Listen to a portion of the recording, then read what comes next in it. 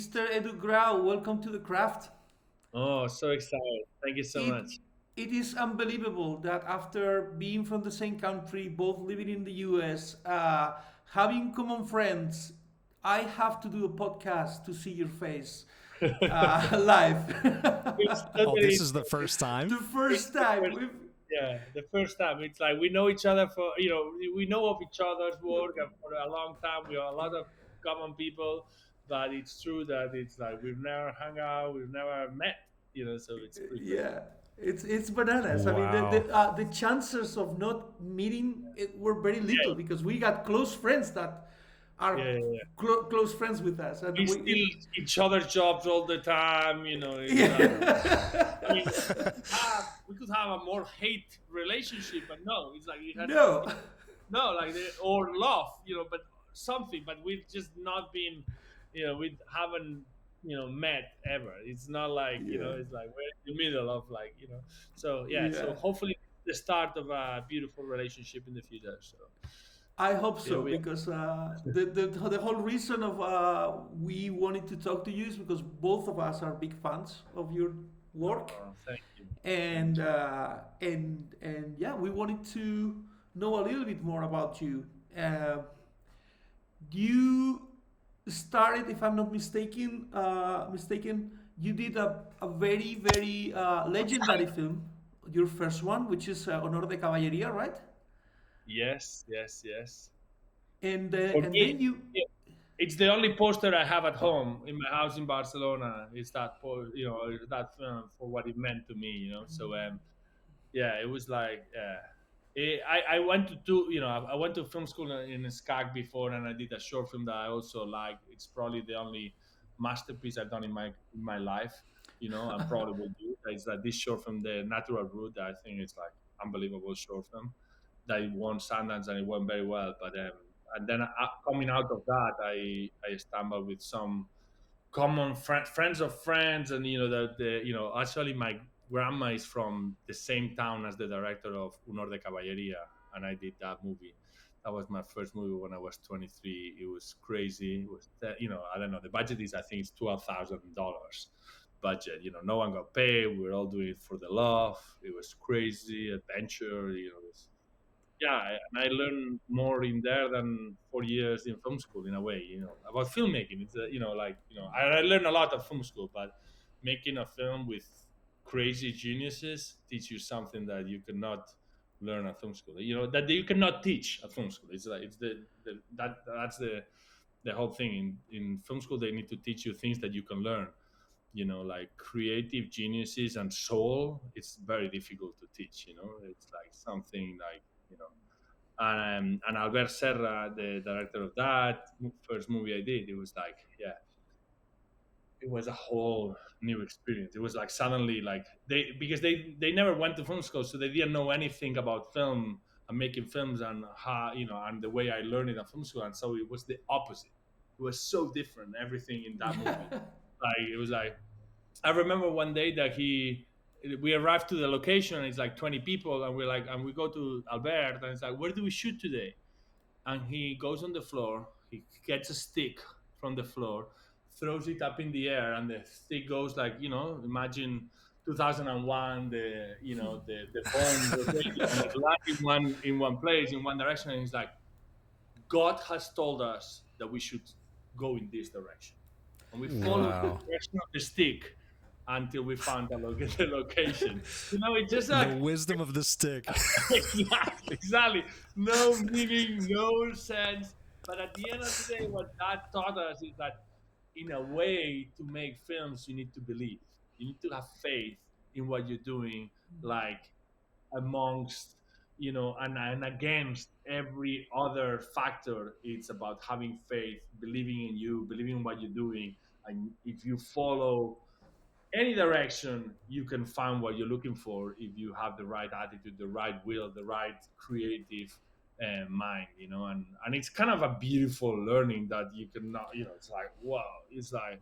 So I always remember that anecdote of that day on the scout, or not on a scout. We were shooting actually, and we all of us we grabbed the cameras and we start walking in the direction of the stick, and we until we find a location. Well, Alex, for you to know, Albert Serra is a very talented and very special, out of the uh, Yes. normal director, but very good. And the movie Edu is talking about, it's a take on Don Quixote, Yeah. like a Oh, nice. like Okay. a probably the most original take on Don Quixote ever Yeah. Yeah. made, Exactly. or ever will be made. I mean, it's a wonderful movie to be your first. To be honest, Edu. Exactly. No, no, no. I was so lucky. I also remember finishing, and I know my friends from film school were like, "What you've just done?" And I was like, "Yeah, I've done this movie with these guys." Like, oh, it sounds like pathetic. It sounds like horrible. It sounds like everything was wrong, and it would never. And I was like, "Yeah, it could be like that. It could. This movie could totally end up on the drawer of someone, and a movie that never got made, and never got edited, or it could very well end in Cannes Film Festival, and they would look at me and like I was crazy, and yes, what happened was the second option, which was Yeah. the movie Yeah. ended up in Cannes, and like suddenly everything exploded from there, and Albert's career exploded from there, and ever since then his movies have been in all the major film festivals in the world, so it's like this is the kind of guy. It's just like you take a chance on someone that it might be crazy, it might be a lunatic, it might be or it might be a genius, and or both, I mean, it's just like that Mm. combination of art and film and creativity, and I cannot believe that I that was my first film, I was But like, you At also went 23. 23. yes, Yeah. we also share, Wow. it was all very bananas. Like I share cinematography credit with Christopher Narier, that like he was like he was also a cameraman from the town that they were shooting. Like their friend, an old friend of them. So he was already also in the movie. So it was all very loose. There was no lighting involved. Albert will never look at the monitor. We wouldn't have monitors on set. He would just trust that the camera was capturing what he was bringing in front of us. I mean, so he would Mhm. never check a take. It was very loose. We had two cameras, and then a behind the scenes also shooting, because the movie could have ended up being a behind the scenes of the movie. You know what I mean? It was Ah. all very loose, and every day the feeling was like, oh, I don't know if what we've done today, it could be a movie on its own. What had just happened today in front of the camera could be a movie, or it could all end up in the trash. It's like every day was like this. Like, and it's, I don't know. It was a completely different experience than any other movie I had, but also it was kind of wonderful to relearn the rules of filmmaking. And at the end of the day, what makes a movie is the soul of the artist, and it was kind of very beautiful to learn that, and I wish I would, and I've been trying to do more movies like this. To be honest, every time I go to Spain, is normally to do an art house movie that reminds me of what I love of making movies, of the specialty of our industry, that is also it's creative, by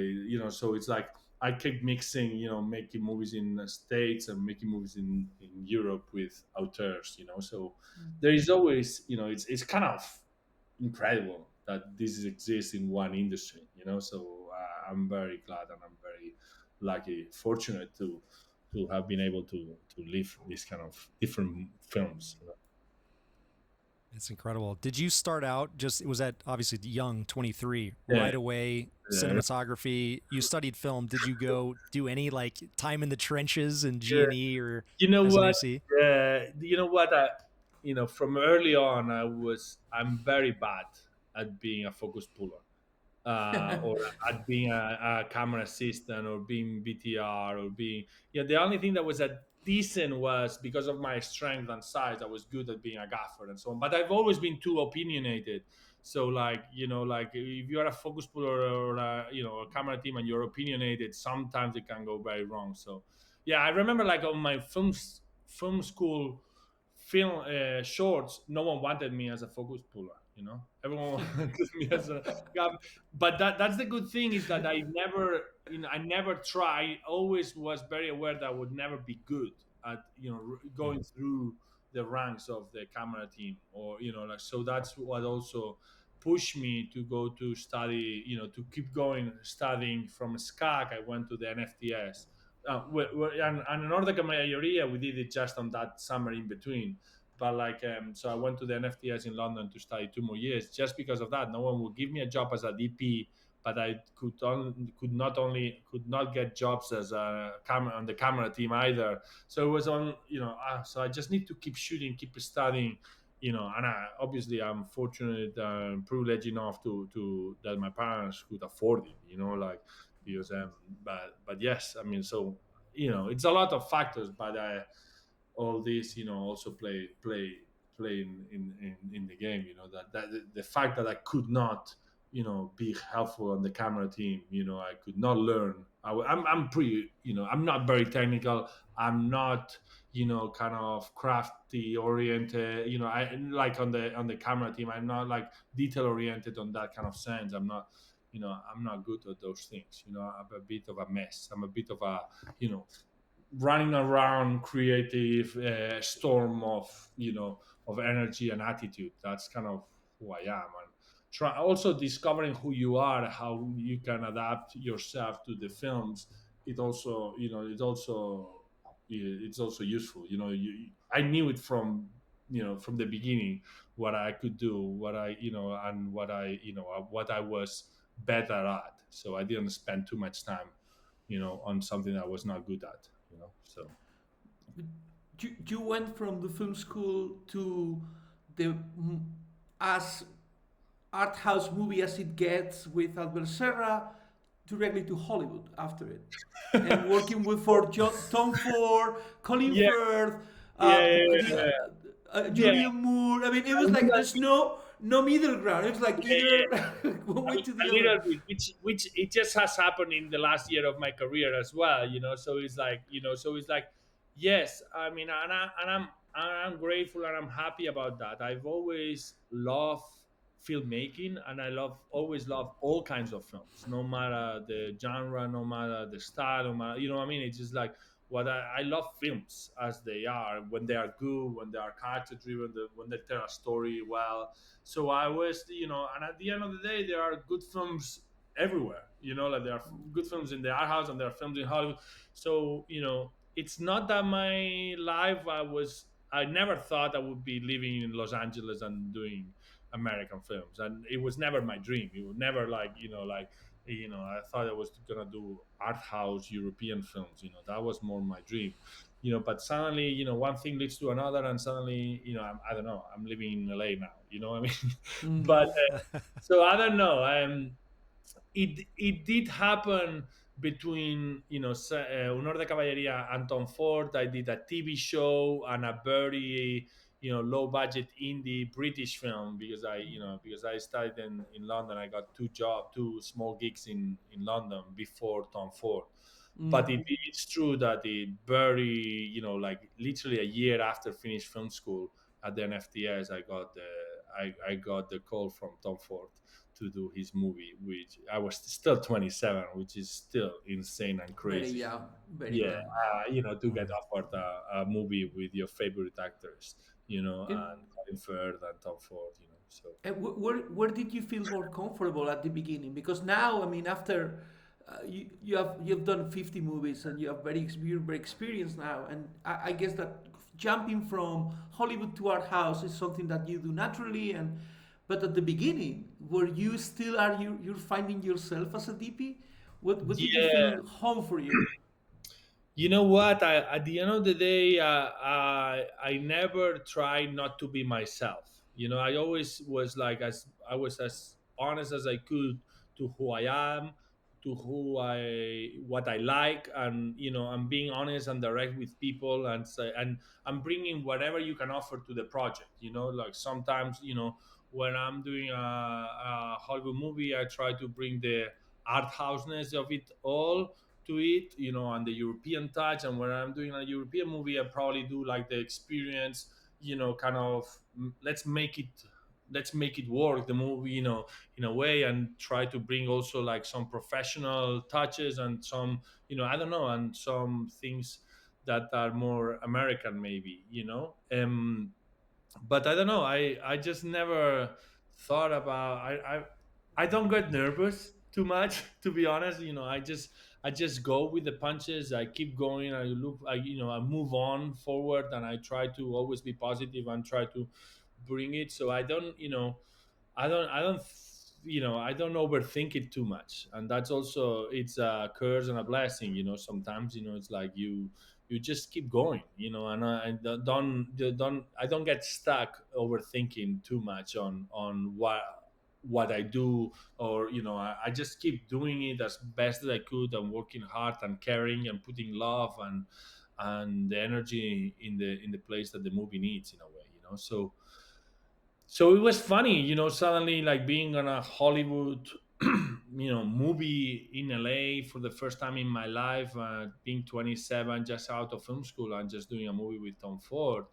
And I'm looking back, I should have been very nervous, but the truth is, I was nervous, but I was also like, there was a thought that went through my mind a lot those days, and it was like, look, if they hire me for what they saw that I could do, and for who I was in the interview, I only need to be that person and do what I was doing, and when I was doing what I was doing when I did the things that they saw. So if I am honest to that, they should not fire me. They should be happy with what, what I mean. They are they are getting what they hire me for. So Correct. whereas I should be fine. I don't need to try to be someone else. I don't need to do something that like, I just need to do what I know that I can do, that they saw, and being the person that I was on the interview, and then I should be fine. And that thought, that is very simple and it's very obvious, it also gave me a lot of confidence, and it gave me, like, I'm doing what I do. I don't I know I'm not trying I'm not pretending to be someone else. I am the person they hired, and I am this guy. So that gave me a lot of confidence, and a lot of, and a and a crazy crazy look on a crazy take on what I was doing. So in a way that I was like, I gave me a lot of confidence, where I should have been, you know, shaking my legs all the time, and I wasn't. I wasn't. Of course, I had my moments, and I had my doubts, and I had hesitation, obviously. But I was 27 doing a movie in Hollywood with two major film stars, and and Tom Ford. Um, but I was, like, people were saying how confident I was despite not knowing what I was doing. But it's like, yeah. Also, it's also quite beautiful, like, to to be aware of where you are, and to be, to know what you can do and what you cannot. And at the same time, filmmaking, we always need to remember that it's a team play. It's team playing. It's we are all part of a team. And it's also like, what you are not good at, you hire other people that are good at what what are not your strengths. So you hire, a Jim Planet gaffer, who's a legendary, Hollywood gaffer, an incredible human being, and you just make sure that he has the right attitude. It's like, hey, Jim, you've done Magnolia, you can do this with your eyes closed, but are you gonna be a team player? Are you gonna help me? It's like, yeah, yeah, I'm gonna do whatever, whatever you need, whatever we're gonna be a team, and we're gonna make the best we can for the movie. So, and I hired Chris Blackwell, as a camera operator, recommended by Harry Savides, and and then Chris Blackwell, he has been an incredibly talented DP, and Jason McCormick was my focus puller, who's now also another very talented DP. It was like kind of this. We assembled a gang of incredible filmmakers with the right attitude, the right mind, and we all kind of went through the trenches of 23-day shoot, $5 million movie in Hollywood, and we did a single man, with a clearly a visionary director with a unique style, and a very particular personality, but also like a very beautiful story to tell, and that also helps. That also, let's remember this. That is like, at the end of the day, telling a story it's what we're here for. And if when the story is good, it is so much easier. It's Oh so yeah. much easier Yeah. to put the camera Oh to yeah. life when the story is good, and that's what I also felt. I done a lot of short films at that point, on top film schools, and I've spent like 8 years of my life doing short films. And I remember having that thought of being doing a movie is actually easier than doing short films. And I was like, yeah, because everyone on the crew is good. The script has gone through more layers, and it's better written. There are professional people in front of the camera that are really good at their job. It's so much easier to make a good shot on a film than on a short film. In the short film, you are battling with budgets, with the location of your grandfather. That the director pausing is acting. You know what I mean? It's so much more difficult. So that feeling was also kind of reassuring. It's like, oh, it's so much easier to do a film. Also, it was that time that it was that time of my life that everyone was going uphill, and it was like it was so well uphill. Everything was going well. I did a film. Like I thought it was like at some point I thought you know that making films was very easy at that point. It's like, oh, Yeah. and then I realized Yeah. the rest of my life, I realized how difficult it was. But at that point, it was like, oh, I did this, art house film that went to Cannes. I did this film that was Tom Ford's, and then like, his first film, I did A Single Man. The next film is Buried. Oh, so easy to make good films. And Exactly. and then suddenly realize, after that, is how difficult, how lucky I was, how difficult it is to make a good film. It's just like so many elements that need to, all get together to just finally thrive and work. And it's like, and I just was very lucky. I was, three of my four first films were actually pretty good, But then I Mhm. wish if I had kept that, that logic, I would be, like, but no, it's Oh like, well, yeah. You have 15 Oscars by now. If that was like that was the exactly. progression, you have It's not. all It's your not like background will be Oscars now. it's Yeah. not like this, and we are not. And I'm. It's so hard, and we all have the talent we have, and it's and we are all limited, and we are all struggling, and we're all trying, and making films is actually very, very, very, very difficult, and there's so many elements that can destroy or elevate a film that it's a lot. It's a lot for sure. But I remember at that point, I was like, wow, I thought it was gonna be more difficult. I did 10 or 15 short films, only one was good. Out of my four first movies, three were good. And I was like, what?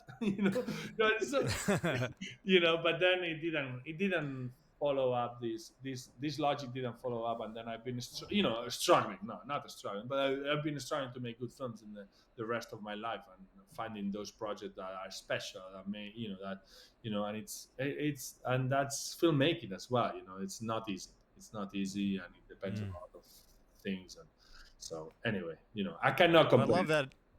Yeah, I love that idea of just being true to yourself and honest, and that line I think more people need to absorb and process of like they hired you for a reason. You're here because of what you can already do. You've Ex- done it. Like exactly. It's like it's so let the basic. story lead what you need to do next. Yeah. Exactly. It's like it's so basic, but it's also like we are so full of doubts and hesitation and struggles and so on that we forget that hey, you got this.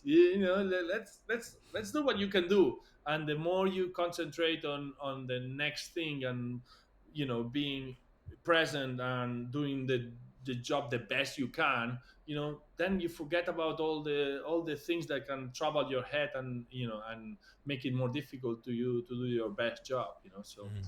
yeah, it's Or something you said earlier about not being a very technical person and kind of like full yeah. of energy and vitality. Does that, maybe it's different now, but especially starting out and to where you are now, does that translate to the pre-production process for you, or is that something that also lends you some confidence of like you've prepped the hell out of films? Yeah, the thing is, yeah, I mean, I love the concept of, like thinking of the concept of a movie at prep, but I don't enjoy the endless conversations about the stupid thing forever. I mean, I don't. I when we get, with that, I call it pre-production. Pre-production conversations. Like the classic that you go about one little thing, go on again. I don't enjoy that, but I love talking about concepts and working on the ideas of the film and the style and the vibe and the language and the narrative. This really I really enjoy. And but yeah, I'm also aware that I am someone that it's not good at over preparing every single detail. I'm like good at the concept of of like what this movie needs to be, the style it needs to achieve, the basic rules. And that's what I do in prep. I prepare the basic rules of a film, what I need to to the kind of the lines, but I not like micromanage every single, micro control or storyboard every single thing to the thing, because I'm also aware that what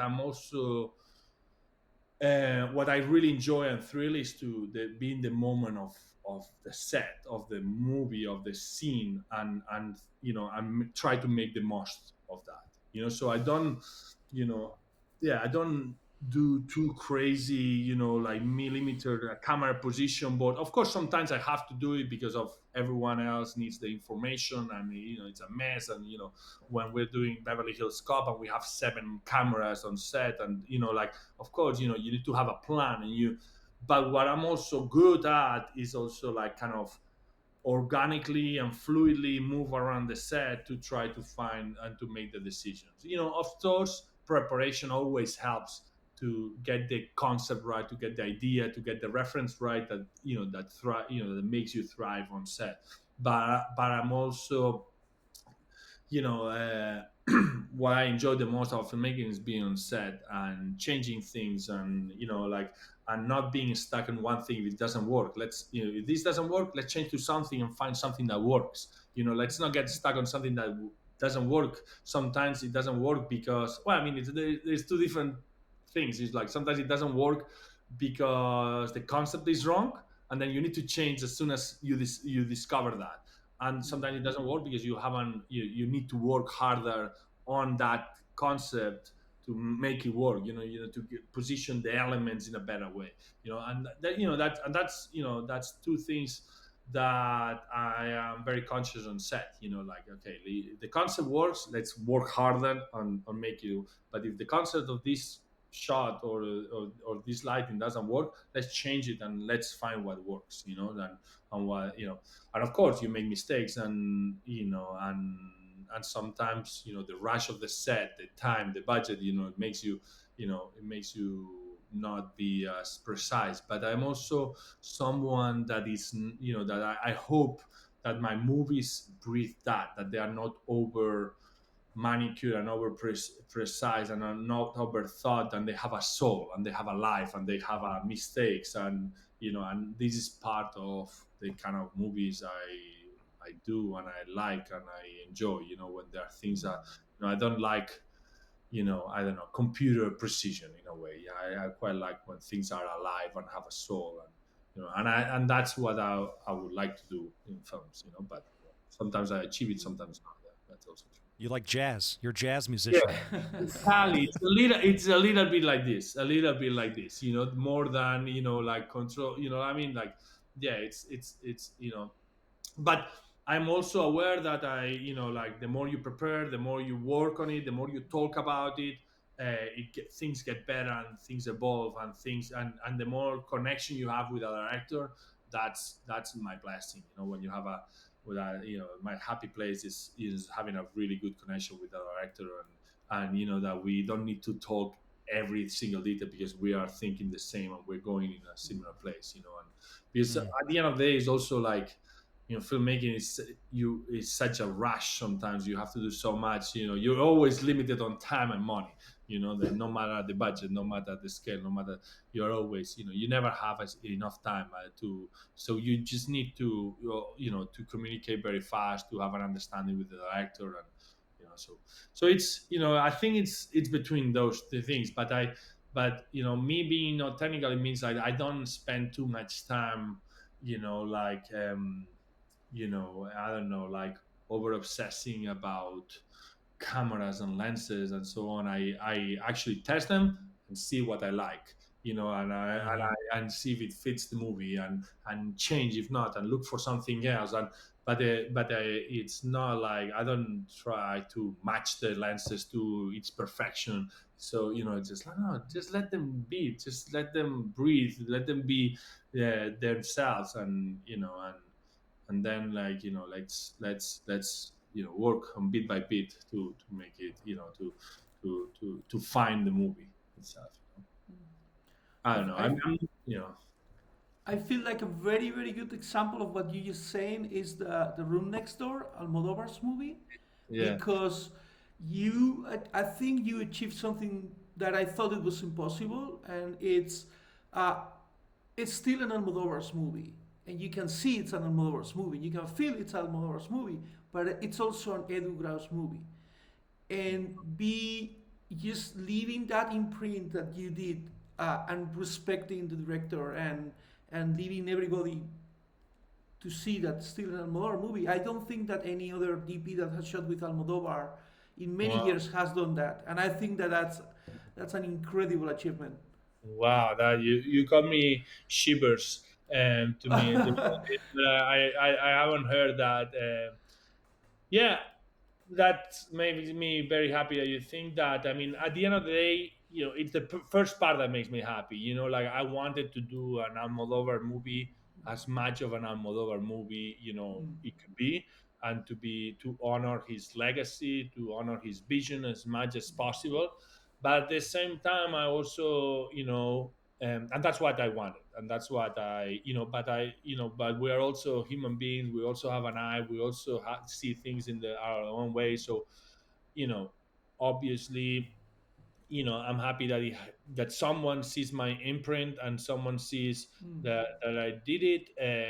Not because of me or my ego. It's just because I also think that, when things when you put love into things, and when you care, and when and if that breeds that, I'm very happy, that. And so yeah, I tried to, he said something in the first meeting that it stuck with me, that it's like, look, I have my tendencies, I have my taste, but I'm also looking forward to be surprised, and to be amazed, and to change, and to learn, and to grow. So that's how I took it. It's like, I want him yeah, I wanted the movie to be a true Almodovar movie, but also be slightly different, because the script, the American side of it, and because of it was a different movie than he's ever done. I also wanted to be different, to be more contemporary, to be somewhat surprising somewhere in between the lines. It's just mm. not my major strokes of surprise, but like something that so I tried. So thank you for your compliment. I'll take it, and very happy. Very welcome. Have you ever kind of playing on this like jazz idea, or finding it kind of free flow idea? Have you ever gotten yourself into a position where you're like, ooh, wow, really not the right direction? Need to really rethink this? Every day. Is there? I'm just curious. Oh, Yeah. yeah.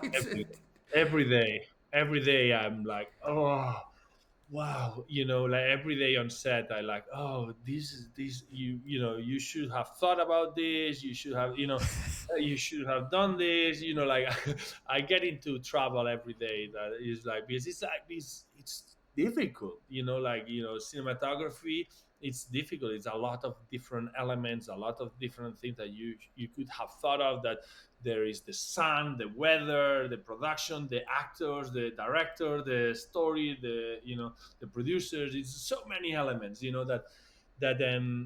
never goes according to plan. It never goes exactly like what so it's like, yes, I mean, I get in trouble. Yeah, I get in trouble every day.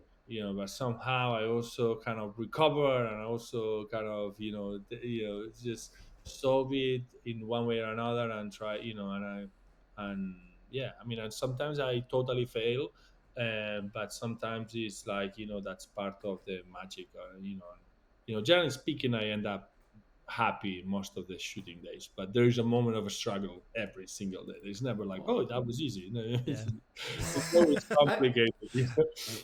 I think that if you don't have that moment, it's like you're too relaxed. No, you're not Exactly. pushing enough because Exactly. No, no. Like, exactly. I feel lucky. I'm blessed that I'm still like. I never get super nervous, to be honest, on set anymore. But at the same time, I'm also happy that I have this kind of still like butterflies in my stomach every time. Like I'm shooting with someone that excites me, or doing something new, or doing something I'm very happy with, or so I still feel a lot of things, and I still enjoy the rush of taking bold decisions and going against the easy route sometimes. I Mm. I always think, and I always say that, like, that you need to lose hair or get your hair white when you're moving, and you need to, the I've more done it. the more hair I lose, the more I was okay. This is good. I'm too relaxed. That It's cannot a be sign that you care. Yeah. exactly that. And that's a beautiful thing to care about something in this day and Yes. age. Yeah. Like you get older and you start caring less and less, and that's why you start doing, worse and worse work. And we've seen it through through history. The older we get, we can start doing worse jobs, and I do sometimes. I'm like, am I as good as I was when I was a kid? You know what I mean? But but so caring and worrying and losing hair is a good thing. Like, and you just need to keep going, keep working hard, Yeah. keep trying to do a good job every day. Like, God forbid you reach a day where you're just like, man, I just don't care about this. you know? Exactly. No, No. and it's like, Yeah. that's worrying, and that's sad, and that so Yeah. it's Yeah. like like I feel blessed that I'm excited when I go to set and I can have fun, and and I can like, yeah. I mean, yeah, exactly. It's the best job in the world. It, Yeah. It believe is. believe me, Yeah. believe me, It I is. do think so. I mean, like, there are so many arguments to think that this is the best job in the world. Yeah, I mean, it's quite difficult to find a job as this, like this, for sure. So, Hmm. like, yeah, I mean, we are very lucky, and hopefully we can do that the rest of our lives if AI doesn't destroy everything. It It won't. You won't. It need won't. artists like you, man. You need somebody with a vision to say, this is what I'm going for. That's what I think that what we love of life is, the humans behind it, and the and things that are done with a soul, with love, with a personality behind, with someone that cares. So that's what I like about music. That's what I like about literature. That's what I like about photography. That's so I'm not very excited about the future of arts, AI artist, but hopefully there will be a a learning process, and there will be something that we can take from that, and and grow, and grow our process, our narratives, our styles, and use it for a good reason and for a good purpose, and I'm sure there is a bit of that. I'm just so worried when I see all these AI films, and it's like, yeah, okay, they Mm. could do a lot of the stuff that is done, but it's also, what's the point? Who wins in this? It's just like, it's just like, But to this point, or to up until this point, it's like when I watch something that's completely AI, you feel it. yeah, Like you still, there's no soul behind it, and you get that sense yeah, immediately where you're but like, nobody yeah, created this. they will get better, but it's, for me, it's also that this feeling of, how is it, musical ascensor, like Yeah. lift, Elevator music. Yeah. elevator music, Mm. that you feel like it's fine, but there's no soul behind it, and that's also like, so yeah, Yeah. I feel like that, but they will get better. But it's that, Sure. but I don't listen to elevator music and think, oh, that I've got a Spotify playlist, man. I can let you. when you're an elevator, you don't feel, oh, I care for that artist. At the end of the day, what I like is the artist behind the stories they have to tell, the reading about that person. Of course, if it's AI, yeah, it can work. It's music, or films that are AI. But it just, yeah, I miss the artist behind, the person behind, the love behind. Because at the end of the day, that's what it is. Life is about love and who you have around, who you care, who what you like, so yeah, hopefully we'll be able to do our jobs for a long time. I got two questions about Passing, which is a gorgeous movie that you shot. Thank you. One is you worked with Rebecca Hall twice as an actress and then as a director.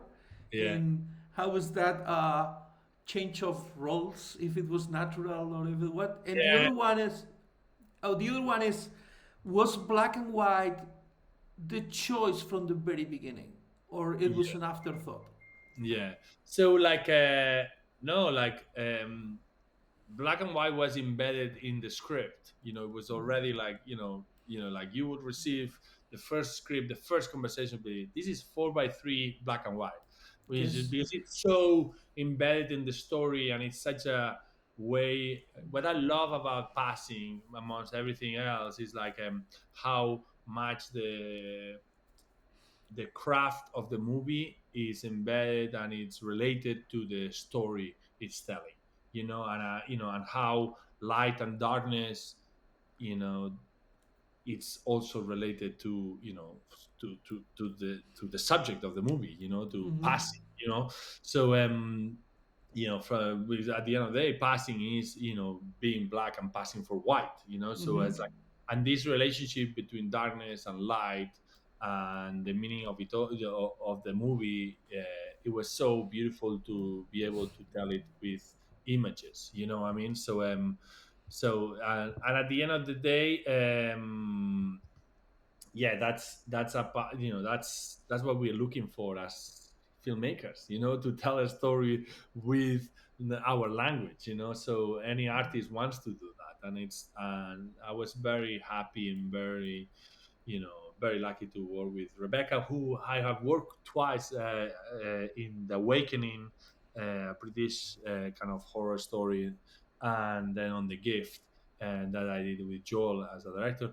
But then with Rebecca, there was always this connection because like we are the same age, we are both European, we were like doing kind of these kind of movies, and we have a very similar sense of humor, and you can tell from day one, you can tell that there are some actors that are like this, that you can tell from day one that they are filmmakers. Yeah. It's not only actors, they are like Yeah. filmmakers, they care about the craft, they care about every single department, and they know enough of everything so that to understand how the process works, what it's important on that moment. And you can tell with Rebecca, with Joel, you can totally tell this, that they are filmmakers, apart from actors. They are actors is one of the things that they can do, but they can do other many things. And with Rebecca was that feeling. So I had no doubt that she could direct. I mean, she's so clever, talented. She's so well read. She is, and she had it. She had passing on her soul for so many times, for so many years. She had that project for more than 10 years that she wanted to do.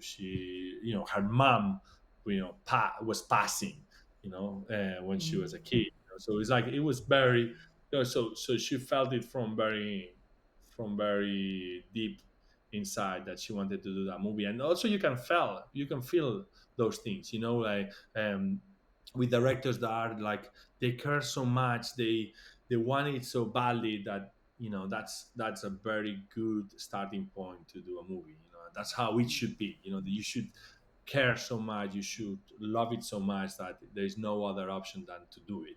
And that's when, that I've encountered a few of those directors, and it's just a beautiful thing, like that, when there is that will, that's like, I'm gonna die if I don't tell that story. And it's very Mm-hmm. beautiful when that happens. And then and with Rebecca was like this, so So I was very, very fortunate. It was also a very short movie. Like I think it's what 21 days shoot, very quickly. Wow. Like non-union in New York, small budget. It was complicated. Small houses.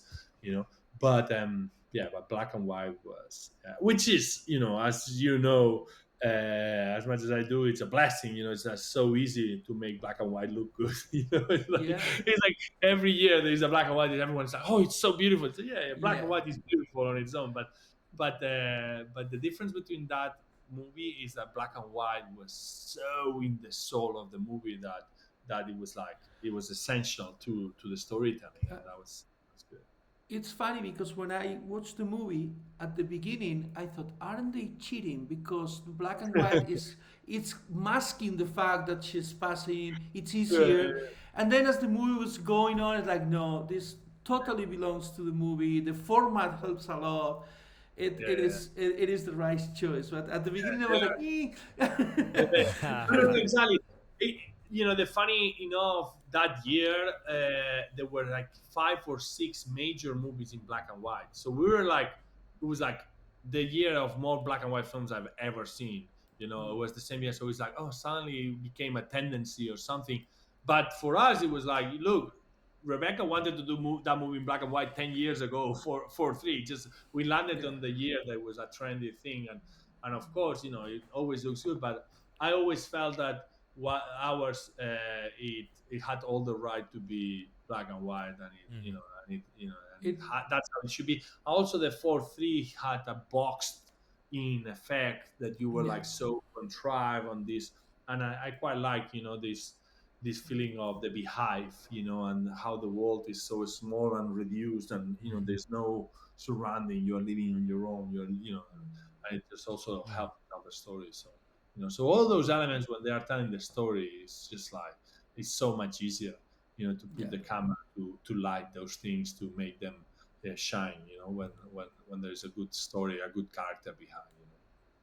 Totally. Did you was that a monochrome sensor or did you shoot in color and No, the monochrome sensor, there's not that many cameras, and it's a bit of a Mhm. pain. And there is also that thing that is like, if you shoot with the color, you can also choose the red of the wall and do Mhm. whatever you want with the red. You know what I mean? Mm, In post. So it's like, you know what? I mean, we're gonna shoot in in but we never saw an image in color in the set.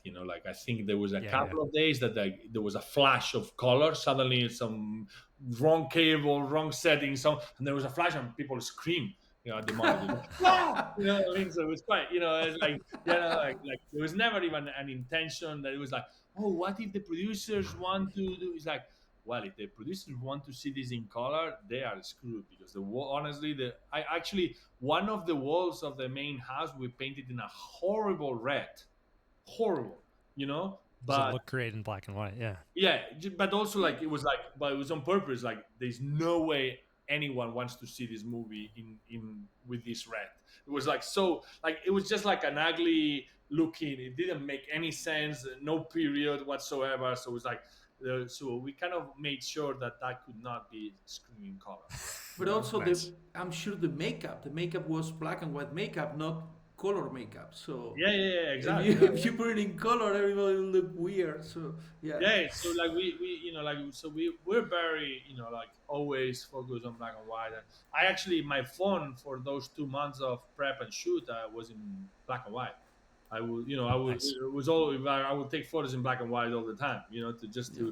to, so it was like, there is a setting on the phone that you can put in black and white. So it's like, that's like Just me, fully immerse yourself. There's nothing outside of exactly. It's this. like, Yeah. this is a black and white world, guys. This is what we're living. Mm. It's good. Love it.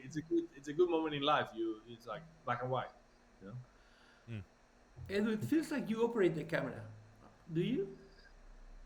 And I've operated in these movies that we talked. Most of them, at the beginning, I used to operate, obviously, but you know it changes. Every movie it changes. Every movie it finds its own way. I love operating the camera because I'm next to the action. I'm in direct contact and relationship with the director and the actors and on set. But I'm also I also realize as well that sometimes it's not the best thing for the movie, because sometimes I need to be closer to the director, see what the director thinks of the take of the shot, and I need that direct contact with relationship very close to.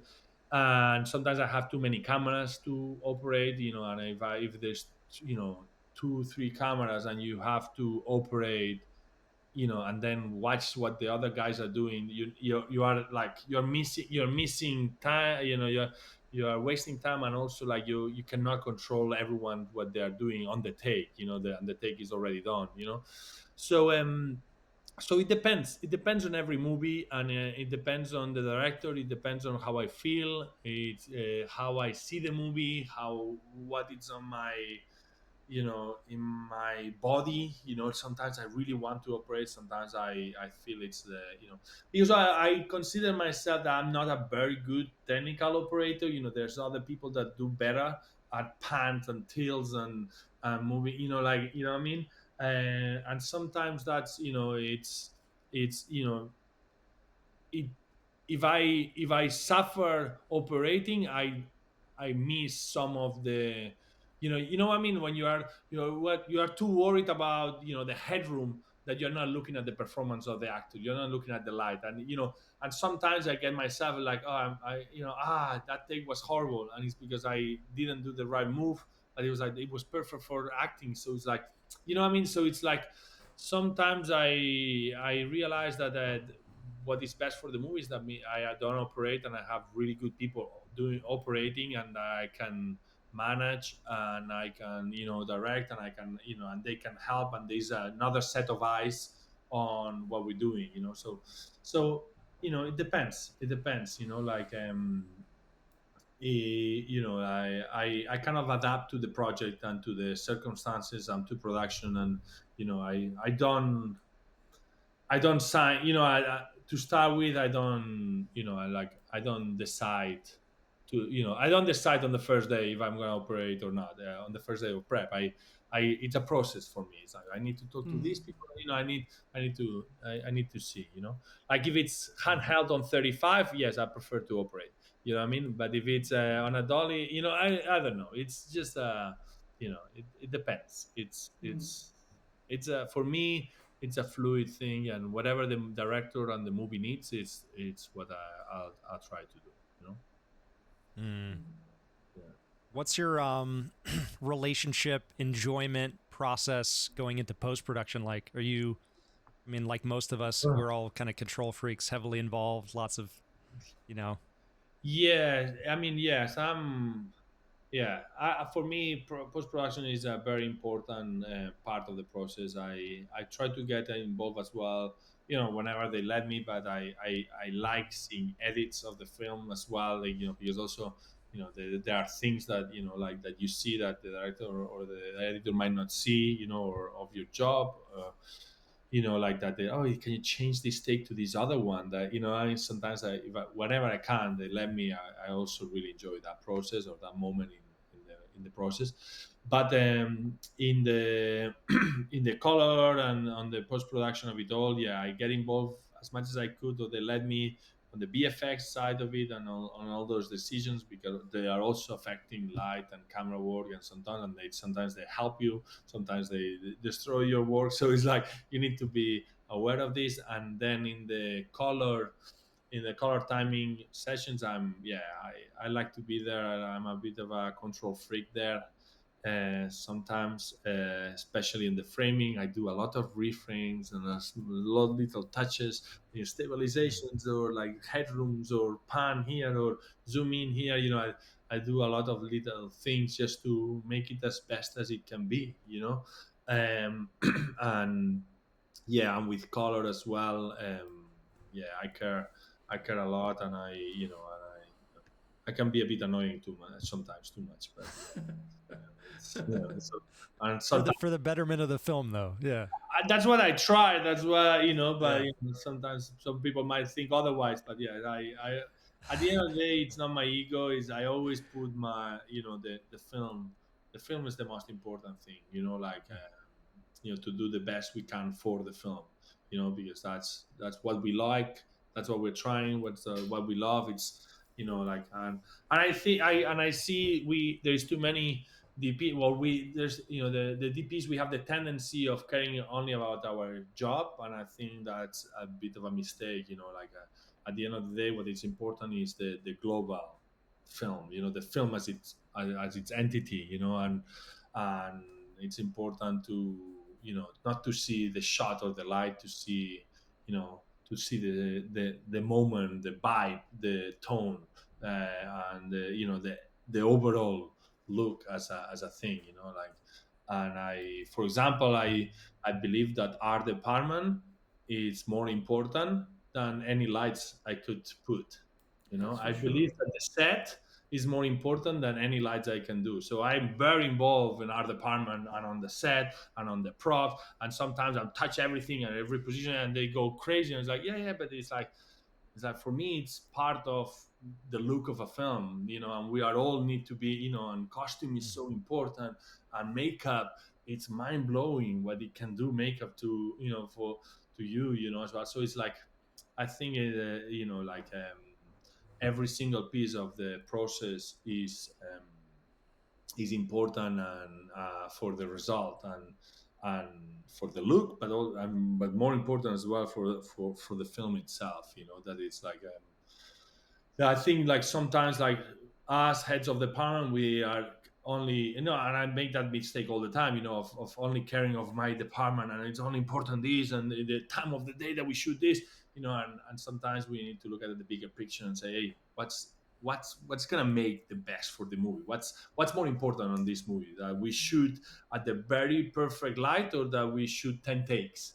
And sometimes it's that we shoot at the perfect light, and sometimes it's that we shoot 10 takes, and we have a lot of time to get them right, so the performance, so everything is, and it's like that. And I think that's a very important thing of our industry and our craft, is like to decide what's important at every given moment. And sometimes it's very important to give makeup 5 minutes to finish the touches, and sometimes, like, guys, it's not that important right now, the makeup, because we need, right now is like, like the moment to shoot this because of the light, and sometimes no, like, the makeup is gonna make the, so it's like, yeah, when you realize that. And it's very difficult on set with all those personalities, with all that time, like to decide and to discern, and some, what's important at any given moment. And of course we make mistakes all the time, because we're running, and we all cry, we all caring for our little department. But it's when you work with those directors that, it's like they are very good at, like, like seeing what's important at that given moment. It's also very, very beautiful to see, that process. That it's magnificent, like what's important on that shot, what makes this shot, incredible. Is it the light? Is it the costume? Is the, every single detail, sometimes it can make or kill a shot. And I always say, one thing I say is that it's 100 decisions you need to make to make a shot, and it's like, it's Hmm. how many of those you get right, and it's like, sometimes it's like, it's like, so a lot of the decisions are, pre-production, are like the script, are the casting, and the actors, and the location, and but a lot of them are also on the moment, and it's like, and sometimes, like, it's what is difficult is to get that kind of, you are in the 80s and 90s, you get a lot of really good decisions, and every shot you are in the 80s and 90s, that's, when I started out, I used to, like, try to get a really good shot and get on the 90s, but then the following shot will be in the 40s, and then it's Yeah. like, what I mean. And when, I think with experience, that what I'm trying to do is try to be on the 70s and 80s, as an overall, so the thing is consistent, and we make good decisions as a team, and then the movie gets good, what I mean. But it is actually, very, very difficult, and it's a lot of work, but it's every shot needs 100 decisions. That's how I see it. And they all need to happen very fast. Sometimes you don't even realize you're making that decision, but it happens. Yeah. You know. Edu, would you say that you have a style, even is unconsciously a style? Is there an Edu Grau signature? I don't know. I don't know. It would be so much better if I had a very defined personality, and every movie you look at of mine, you see exactly that thing, and that's what gains awards and Oscars and Goya. That's how you make a career, and you are recognizable and so on. But I'm very happy to say no. That's not who I am. I like movies, I like stories, I like characters, I like the differences and diversity between the stories, and that you keep changing, you keep learning, you keep growing, uh, and it's a time in your life as well. I would not be able to do the movies I was doing when I started. I would not know how to do Buried or how to do A Single Man anymore. Yeah. It's a time in my life, and it was different. And then now I think, I will do it differently, and that's, I think, is also quite nice. So I don't know. It's like, yeah. I mean, some days I think, yeah, I would like, yeah. There's some things that are recognizable of what I do, and some things are, and of course we are all specific. We are all, unique in our own way, and it's not like, we're all doing the same things, of course, and of course I have a taste and I have a vision, I have a way of seeing things, but I'm also happy to keep changing, to keep learning, to keep growing, to make different movies that I'm happy with that. I'm happy that I'm not boxed in one place. Although I know sometimes it's like, yeah, I mean, hey, we want the Edu Grau look. It's like, oh, I wish some people would call me for this, and it's like, yeah, I don't know, like Edu Grau look, it adapts to what the story, what the characters, what the movie, and the production needs sometimes, and that's yeah. I don't know. I Is think there it comes with my personality and my way of seeing the world and seeing films and liking a lot of different things. Of course, there are things that are unacceptable and I don't like, and I will never, like for me, but yeah, like this year I did Almodovar and Beverly Hills Cop, and Yeah, which they're are like so different. They are like polar so. opposites. Yeah. Exactly. They're so and then like my last three movies are this and Passing, and they are like this. But I actually, if you match them all together, and it's like, and you try to get things, it's like that's what I want to do. I want to do movies that have character, that have a personality, that are different, that are artistic, but somewhat they also, people see them, and it's like, I don't know, it's that's who I am, and that's what I'm trying. And also is, I don't know, it's also what you get sometimes. We I wish could choose what movie I want to do next, but it's not. That's I can that's choose between the ones I get offered or they get to me, and yeah. it's not like, oh, I want to do this now. It's not like that. It's like it's like, no. now? It's what gets to you. You can choose between those if you're lucky enough to be able to choose. Sometimes you Mm. cannot. Mm, So I don't know. Like I don't overthink too much of my career or my of the choices. I fall in love, which I fall in love with the director, I fall in love with the story, I fall in love with the concept, I fall in love with, and that's so beautiful. That's like, mm, that's the way I keep it exciting for me, the way I bring the best of me, and I work very hard and I care for what I do, so I don't know, like as we know, falling in love sometimes doesn't follow rules or preconceptions, or you cannot plan things. You just like, "Hey, you know what? It makes sense that now, you know, I do this movie in a coffin. With that is like, like, and Buried is was like this. It's like I had other offers to do other movies just after Single Man, but the only one that really, like, I could feel my heart beating and being excited and being nervous, and was Buried, which is like one guy in a I coffee. love that film. You know, I love it I've too. actually referenced it recently with a I, buddy, and I'm like, look, I mean, man, it's one of my favorite foods I've done, but it's like that feeling of doing buried. It has happened 3 or 4 times in my life that I'm doing a project, and it's I feel like I cannot be doing anything better right now. I'm so happy to be doing this. Although it might not be the best project, it might turn out to be shit. But I'm so happy doing this. This is what I want to do. I don't want to hear any other stories. I don't want to, I don't want to, this. I'm here. I'm now. I'm happy doing this, and that's a beautiful feeling. That it's very, very, very unique of our industry. When that happens. mm. So yeah, I don't know if I answered your question, but it's like, yeah, I think that's what I try, falling in love with what I do, and then that's how I choose the projects. Well, one of the constant things in your cinematography is how good you are at lighting actresses. Always. That's good. That's good. Always. Hopefully they keep calling me. Every Yeah, single no, movie is yeah, like, it doesn't matter if it's dark or light or comedy or drama, it's like actors are always perfectly lit. That's that's good. fantastic. Yeah. No, Mm. I do have a soft spot for. Lighting actresses, and I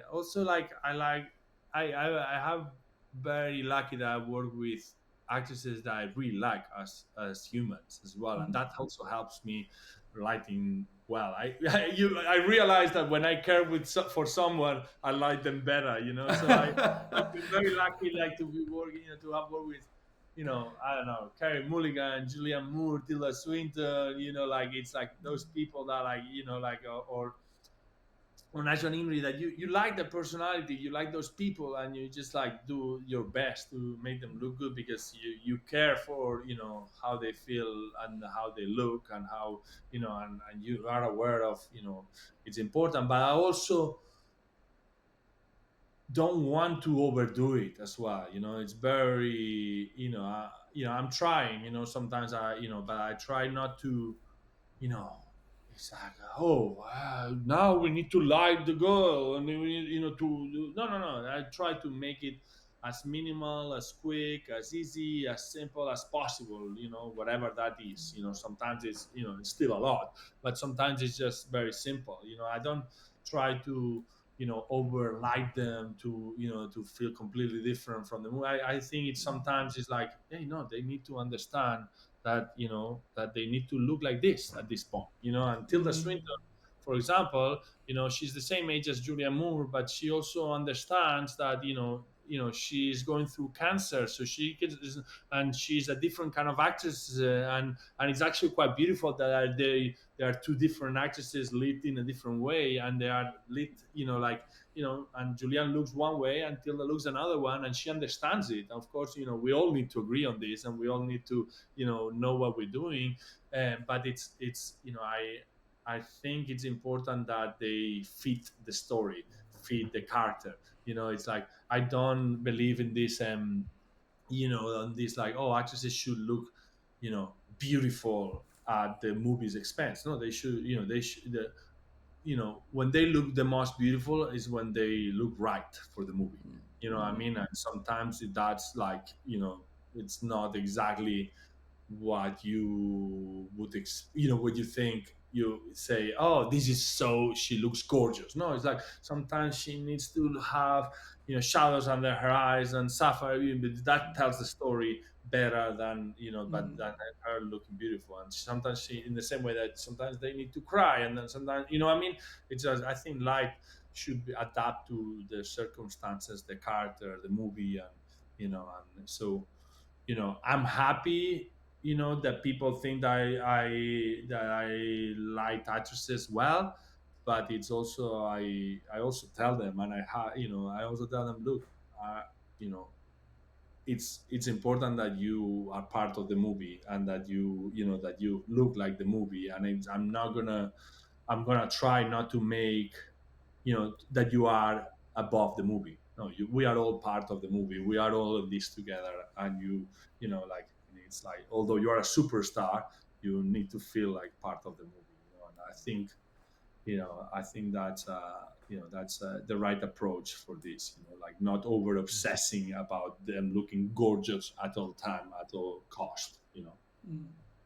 So I So I I try to make them the best, but like sometimes like yeah, you've done, kind of the full span of different types of styles of movies. Is there anything, you know, style that you've been itching to try that you're like hoping a script comes along that it makes sense? Like yeah, I'm just gonna throw out yeah, like available light nature or yeah, first person or yeah, like, yeah, yeah, yeah. To be honest, I'm fulfilled with like I still need to do sci-fi and I still need to do a western, but I don't I'm not dying to like if they come they come if they are right. Again, I want a good story with a good director with good people around it, and if it comes it comes, but I'm not like I rather shoot.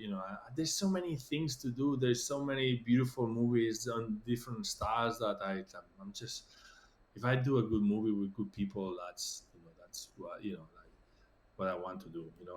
I'm not too precious about. I mean, it's pretty precious, because it's very difficult, But it's not like I'm like, oh, I need to do this genre or this director or something. yeah, We know it's filmmaking is like even if you desire or it too much can't or will it to be. Yeah. exactly, it's like how it is. It's like whatever it will come, and it's like and it should feel right. Next one's all GoPros, right? It's all Exactly. GoPros. It's Yeah. like, yeah, sometimes it's like this. You just sometimes it's like, oh, you make it look like, like, and it's like, yeah, and if it's a good story and, and if Yeah. it's a good thing and it, needs to be like that, that's fine. That's what we do. That's, you Mm. know, but then also it's like a moment in life, sometimes you are excited one thing, because that's what you really want in this moment in your or your life, but it comes a year later, you wouldn't do it. You know what I mean? So it's like Hmm. sometimes it's like you need to feel how you feel, how you excited you are, what you are, in need of like creatively and in your life as well, because that's the other thing. As you grow old, also, it's like that's like my biggest thing right now is like we're a family and we like having a family and being a DP is also the other big subject of it's like it's very difficult. That's one of the big uh, difficult points of being a DP is like so I take that into consideration when choosing a film, and I'm not doing exactly what I cannot do everything right now. Like traveling, it's a thing, and going away for 5 months is a thing. So it's like I need to choose very wisely. I need to choose my battles. I need to find the projects that suit my lifestyle that I want to be, because at the end of the day, it's I want to be a happy dad, a happy, like Matthias elderly once said to me, I want to be a happy granddad. I was like, wow, that's so Yeah. Yes. far away. But it's like, like to think about, like, it's quite nice, like for a DP as talented as Matthias, to say I want to, like, so he's thinking like, like I want to build a happy family, a happy child that makes me a granddad, and I'm still happy when, what I mean. So it's a long process. This is a marathon, and so that also it's a lot in my thoughts right now. And so like, so all my creative thoughts are they need to go through the family, as well, and we as a family we decide what movies we do and what are we capable and not capable of at any given time, so Hmm. that's also another big factor, so I won't ask for things that are impossible. I'll take things as they come, and whatever comes that make me happy. And also I'm also very lucky that I keep doing commercials, and commercials is my bread and butter of, like I do commercials in between movies, and that's how I also survive financially. And I enjoy doing commercials, and I meet people and try stuff doing commercials. and and it's a good lifestyle as well. It's it can be draining for the soul, but it's also gives me the pause and the time, and I also get it builds up my need to do a movie. When I'm doing a Yeah. commercial, after a few commercials, I'm like, okay, I think now do a movie, because if not, I'm gonna go crazy. And the same way, when I finish a movie, it's like, oh, and maybe I need to do some commercials and get some money and get, and it's all easy and relaxed, and it's not like it's not life and death as Yeah. much, when you're doing a commercial. So for you, so I think it's that balance is also important, and it's difficult to find, and that's also where the charm, where the beauty of the job we do, it also where it shines. Juan, me and I talk about that a lot. A lot. That's That's a something that very I've important struggled subject. with personally. Yeah. Yeah, Yeah. it is, and you don't know, when when you're at film school, you don't know, choosing this career, how much impact that decision will have in your family life, and Mm. whether you will be able to have kids or not. Will you be able to take care of them? Will you be able to maintain a relationship? That it's important. It's in the same way,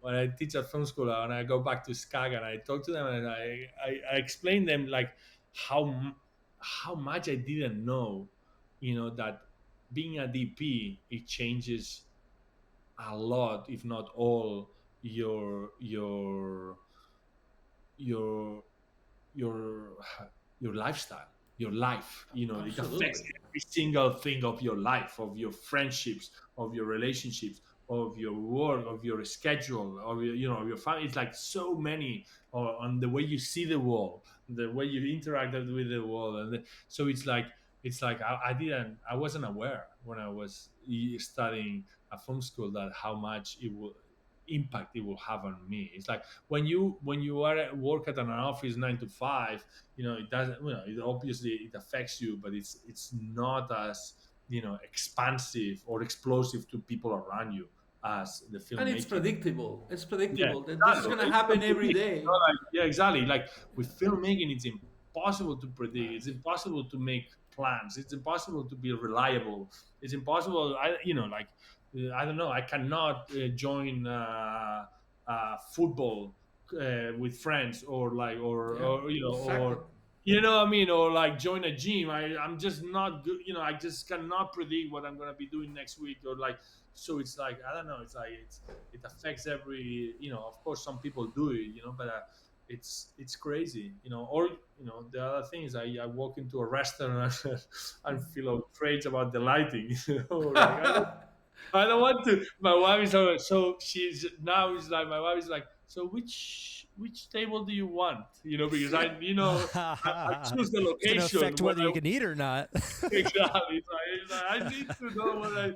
It's Yeah. important. Yeah. So it affects how you react to the world.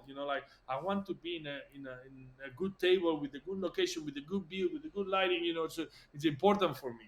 Like the same when everything. When you stop at a picnic area, you want it to be like the picnic area that is good. Like, so I don't know. It's just like a life in, yeah. So it's yeah, it's important to be aware of that when you choose this career, for sure.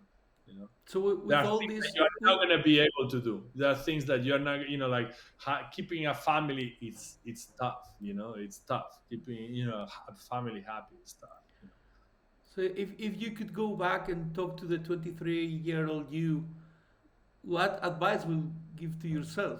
Because now obviously you're wiser and you're more experienced, and Yeah, or just shut up and let the kid enjoy the ride.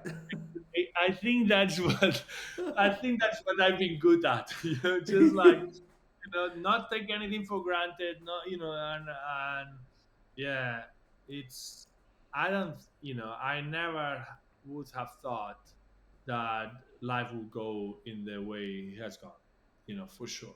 None of the things that happened to me were obvious, were logical, were where follow a pattern. Is like it's so many things have gone off piste. Never thought, I have diaries of when the first time I landed in LA, and I wrote a few things just like to keep in, and it's like, I hate this city. I don't understand how people will live here, and look at me now, 12, 15 years later, I live here and I'm happy, so it's like, it's just like, I never thought I would be doing American movies and art house movies, like or commercials, like, so it's like, I don't know. I just, I think I am a positive person that looks at the bright side when possible, and adapts to whatever circumstances and situations, and and enjoys the ride. So I don't know what I would say. I remember, joining film school, that I thought, maybe, what if I become a cameraman on these sports events in Catalonian TV?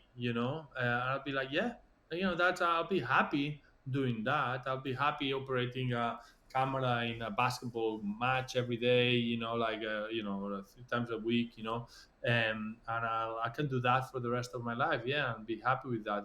And suddenly, I'm not at all doing that. I'm just doing, something completely different. And, like, what I mean, I never expected to do what I do, and I think, yeah, I keep learning, keep growing, keep moving on, and keep, trying to stay stay alive, and fall in love. Falling in love is such a Mm. beautiful thing. And, falling in love with the job you do, it's very unique, and loving the people you have around is like, wow, it's incredible. So I don't know, to be honest. I don't know what I would say to myself, because it's just life is a roller coaster. It's like, also, like, what you think now is like, like, so I don't know. It's like, Cool. Mm. what would you tell to your 23-year-old? Me? Yeah, I wouldn't say anything. I think I've done pretty well and I have lots of fun. Without advice, I think I'll do the same thing over again. I mean, I Yeah. feel as you do. I feel very lucky the way have gone. I enjoy going to set every day of my life, and I enjoy the unknown too. I also I never thought I was going to be living in the U.S. and making American movies either, and here we are. So I yeah. I will keep it to myself and let the kid enjoy the ride. Yeah. Exactly. It's like, yeah, let the kid enjoy the ride. That's the thing, because it's like, if you are also enjoying it and you're loving what you do, no matter what you do, if you enjoy it, if you do your best, work hard, and enjoy what you're doing, it's just like, it's a blessing. No matter what you do, if you love, it's like when you go to, to a bar and the barman loves their job.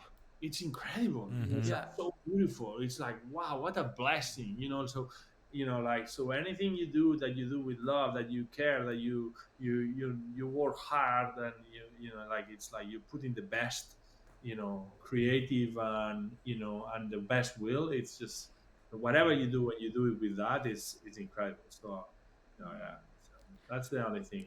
That's the other thing I learned from film school, is like, that not the most talented people make it. It's Yeah. not about talent.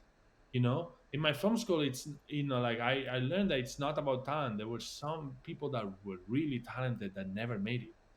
I was like, the one of the worst in my class, at first, and it's like, it was not, it's not talent. It's another thing that makes you go. It's like, it's social skills, sometimes it's attitude, it's will, it's working hard and caring is the thing that it's I see more, the line of people that have done well is working hard and caring. That's the thing that has been the driving force of the people I know. you know. And it's like, it's not that they were more talented, you know, like it's how, you know, of course you need to have a little bit of talent, you need to Yeah. have a little bit of something, you know, like, of course, but it's like, it's another thing. You know, and Mhm. that's something I never thought I would say that when I was young. You know, I thought, it's, oh, this guy is very talented, this is gonna do well. It's like, yeah, well, you need to work very hard, you need to have other skills as well. It's not Yeah. only like vision and, oh yeah, I was born with talent. No, no, no, Yeah. it's not like that. But I'm It's the still stuff that's amazed. hard to teach. Yeah. Yeah, exactly. Yeah, exactly. I still amazed every day when I go to set with a smile on my face and I'm thinking, and they pay me to do this. Exactly. Yeah. It's just like it's unbelievable. It's incredible. No, no. And when I see my name on the slate, because that's the other thing, it's so weird that on the slate is my name, you know, like with the director, you know. I see the slate with my name, it's like, wow, this is incredible. This is like, it's such a moment of calm. So I see the slate and it's like, oh wow, you know, I made it to here, to, you know, they Yeah. paid me to be in this set, in this situation, and that's quite beautiful. You know, it's like, yeah, we are so lucky. You know, we truly are. Mm. Well, Edu, thank you so much for being with us. It's been very interesting An talking to honor. you. Yeah. An honor, truly. And Enjoyable. and I hope the next time we see each other is with a good Yes, coffee or a plate in front in between us. please. In Yeah, a yeah. restaurant with good lighting, you know. Exactly. We're gonna no. This is the shadow. I don't like the shadows. Yes, exactly. Guys, thank you so much. It's been a pleasure. I hope, yeah, it's not only, you know, I sometimes feel like, oh, yes, you know, it's fun, but do I say anything interesting sometimes? But I hope you know, I really enjoy it and I really had fun. So I hope I said something interesting as well in the Well, meantime. lots of Absolutely. yeah. Okay. Thank you guys. Yeah. Appreciate you. Yeah, and see you very soon.